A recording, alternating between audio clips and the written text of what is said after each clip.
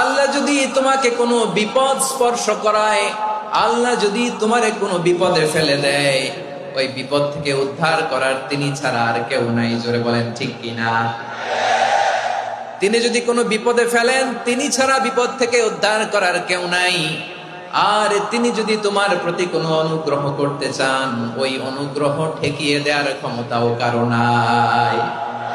আল্লাহ যদি আপনার সফলতা দিতে চায়, পৃথিবীর কোন শক্তি ওই সফলতাকে থামাতে পারে? এজন্য আল্লাহ বললেন, খবরদার, চিন্তার আকীদা খালিস করে নাও। ওয়া ইয়ামসাসকাল্লাহু বিদুররিন ফালা কাশিফা লাহু ইল্লা হু। আল্লাহ বিপদে ফেললে বিপদ থেকে উদ্ধার করার কেউ থাকে না। আর আল্লাহ যদি তোমার প্রতি দয়া দেখাতে চান, অনুগ্রহ করতে চান, ওই অনুগ্রহকে প্রতিরোধ করার মতো ক্ষমতা কারো নাই। তিনি তার বান্দাদের মধ্য থেকে যাকে ইচ্ছা তাকে দেন, যত ইচ্ছা তত দেন। তিনি ক্ষমাশীল, তিনি মেহেরবান। সুবহানাল্লাহ। তিনি ক্ষমাশীল, তিনি মেহেরবান। তাহলে এই আয়াত থেকে আমরা বুঝতে পারলাম, আমরা যদি বিপদে পড়ি, আমাদেরকে কেউ বাঁচাতে পারে না। আমার বাবা আমারে বাঁচাতে পারে? হ্যাঁ? আমার মা আমাকে বাঁচাতে পারে? আমার বন্ধু আমারে বাঁচাতে পারে? আমার দলের কর্মী আমাকে বাঁচাতে পারে? আমার পীর সাহেব আমারে বাঁচাতে পারে? আমার পটুয়াখালীর ভাইয়েরা খেয়াল রাখবেন, বাঁচাতে পারে এক মহান সত্তা, উদ্ধার করতে পারে এক মহান সত্তা। চিৎকার করে বলুন, তিনি কে?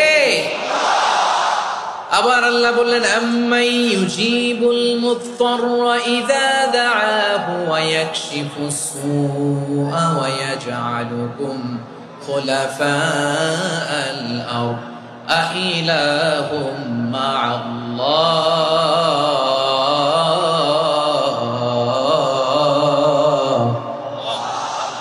ক্বালিলাম মা তাযাক্কারুন। রব্বুল আলামিন বলেন, বিপদে পড়ে কাতর কণ্ঠে চিন্তাগ্রস্ত হয়ে যখন কেউ ফরিয়াদি হয়ে আল্লাহর ডাকে হাত তোলে, তখন এই ব্যক্তির ডাকে সাড়া দেয় কে? বিপন্ন অবস্থায় আপনি যখন কেঁদে কেঁদে হাত তুলে আপনার দুঃখের কথা জানান, আপনি যখন ডাকেন তারে, তখন আপনার ডাকে সাড়া দেয় কে? আল্লাহ বলে, আমি সাড়া দেই। তোমাদের বিপদকে মুক্ত করে দেয় কে? ওই আল্লাহর সাথে কোন উপাস্য আছে নাকি? কিন্তু খুব অল্প সংখ্যক লোকই তোমরা উপদেশ গ্রহণ করো। কথাটা কার? তাহলে বিপন্ন মানবতা যখন কাঁদে, মানুষ যখন বিপদে পড়ে নিরুপায় হয়ে ফরিয়াদ করে, তার ডাক শোনার কেউ নাই একজন ছাড়া। চিল্লায় বলেন তো, তিনি কে? এজন্য আমরা ফরিয়াদের হাত কার দিকে তুলবো? প্রিয় পটুয়াখালী, বলেন, ফরিয়াদের দুটো হাত আমরা কার দিকে তুলবো? এবং খেয়াল রাখতে হবে, মাথার সাথে সেট করে নিতে হবে, আল্লাহ ছাড়া আমাকে উদ্ধার করার কেউ নাই।